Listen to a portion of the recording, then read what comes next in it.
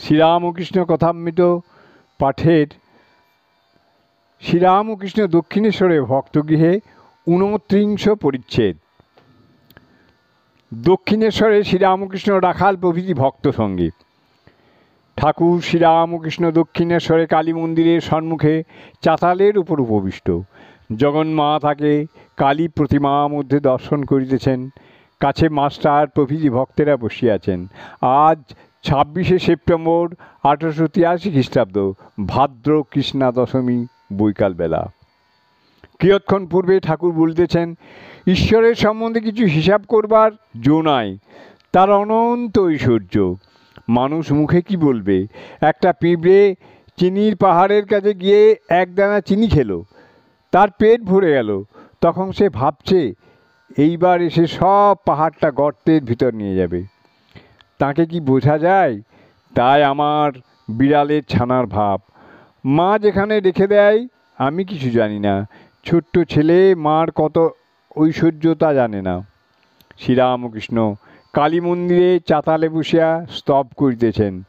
ও মা, ও মা, ওঙ্কার রূপিণী মা।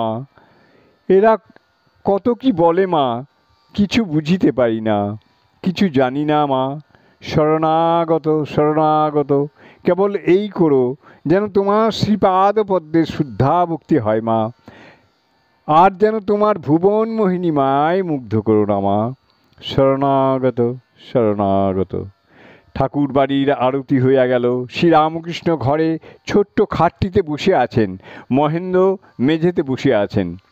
মহেন্দ্র পূর্বে পূর্বে শ্রীযুক্ত কেশব সেনের ব্রহ্ম সমাজে সর্বদা যাইতেন।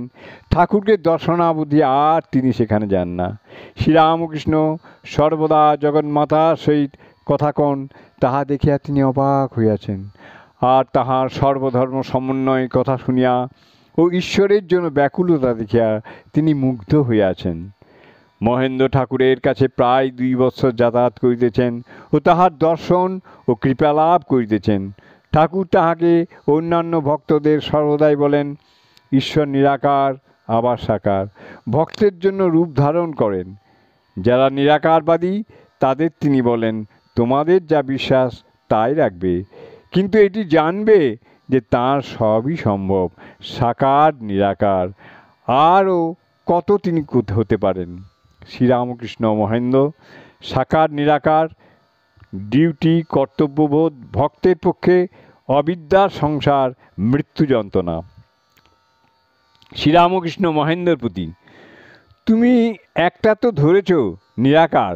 মহেন্দ্র, আজ্ঞে হ্যাঁ, তবে আপনি যেমন বলেন সবই সম্ভব, সাকারও সম্ভব। শ্রীরামকৃষ্ণ, বেশ, আর যেন যে তিনি চৈতন্যরূপে চরাচর বিশ্বে ব্যাপ্ত হয়ে রয়েছেন।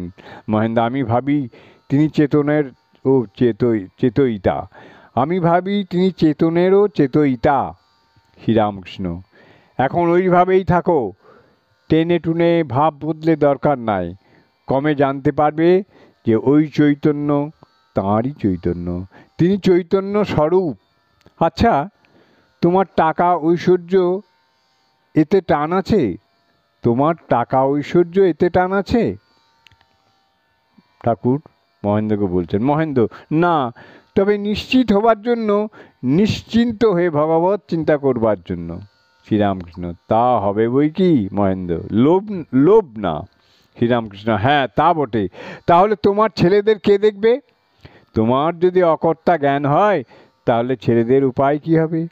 মহেন্দ্র, শুনেছি কর্তব্য থাকতে জ্ঞান হয় না, কর্তব্য মার্তণ্ড। শ্রীরামকৃষ্ণ, এখন ওইভাবে থাকো, তারপর যখন আপনি সেই কর্তব্যবোধ যাবে তখন আলাদা কথা। সকলেই কিয়ৎকাল চুপ করিয়া রহিলেন। মহেন্দ্র, কত জ্ঞানের পর সংসার, সে সজ্ঞানে মৃত্যু, ওলা উঠা। শ্রীরামকৃষ্ণ, রাম রাম। মৃত্যু সময়ে জ্ঞান থাকলে খুব যন্ত্রণা বোধ হয়, যেমন কলেরাতে হয়। এই কথা বুঝি মহেন্দ্র বলেছেন? এই কথা বুঝি মহেন্দ্র বলছেন? অবিদ্যার সংসার দাবানল তুল্য, তাই বুঝি ঠাকুর রাম রাম বলতেছেন? মহেন্দ্র, অন্য লোক তবু বিকারের রোগী, অজ্ঞান হয়ে যায়, মৃত্যু যন্ত্রণা বোধ থাকে না। শ্রীরামকৃষ্ণ, দেখো না, টাকা থাকলেই বা কী হবে? জয়গোপাল সেন অত টাকা আছে কিন্তু দুঃখ করে, ছেলেরা তেমন মানে না। মহেন্দ্র, সংসারে কি শুধু দরিদ্রই দুঃখ? এদিকে 6 রিপু, তারপর রোগ শোক।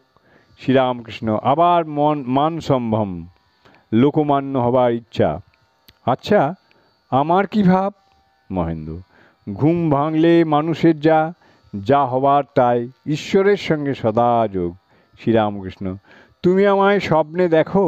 মহেন্দ্র, হ্যাঁ, অনেকবার। শ্রীরামকৃষ্ণ, কীরূপ? কিছু উপদেশ দিতে দেখো? মহেন্দ্র চুপ করে আছেন। শ্রীরামকৃষ্ণ, যদি দেখো আমাকে শিক্ষা দিতে, তবে জানবে সে সচ্চিদানন্দ। মহেন্দ্র তা অতঃপর স্বপ্নে যাহা যাহা দেখিয়াছিলেন তা সমস্ত বর্ণনা করিলেন। শ্রীরামকৃষ্ণ মনোযোগ দিয়া সমস্ত শুনিলেন। শ্রীরামকৃষ্ণ মহেন্দ্রর প্রতি, এ খুব ভালো, তুমি আর বিচার এনো না, তোমরা শাক্ত। ওং স্থাপকায় চ ধর্মস্য সর্বধর্মস্বরূপিণে অবতার বরিষ্ঠায় রামকৃষ্ণায় তে নমঃ। ওং নমো ভগবতে শ্রীরামকৃষ্ণায় নমঃ। ওং নমো শ্রী ভগবতে রামকৃষ্ণায় নমঃ। ওং নমো শ্রী ভগবতে রামকৃষ্ণায় নমঃ। আজ শ্রী শ্রী রামকৃষ্ণ কথামৃত পাঠ এখানেই সমাপ্ত করছি।